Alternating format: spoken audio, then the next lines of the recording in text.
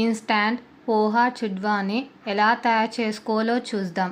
ముందుగా గిన్నెలో 1 table spoon oil వేసుకోవాలి.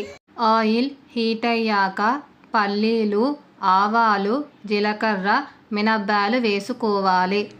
పల్లీలు లైట్గా కలర్ చేంజ్ అయ్యి మంచి వాసన రాగానే పప్పులను వేసుకొని ఒకసారి కలుపుకోవాలి.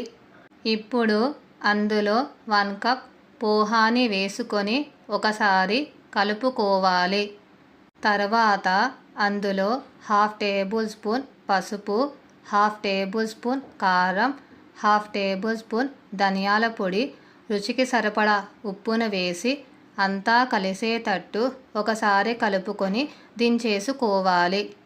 మీకు ఈ రెసిపీ నచ్చితే ఒక లైక్, షేర్ చేసి మరిన్ని వీడియోస్ కోసం ఛానల్ని సబ్స్క్రైబ్ చేసుకొని ఫీడ్బ్యాక్ రూపంలో నాకు కామెంట్ చేయడం మాత్రం మర్చిపోకండి.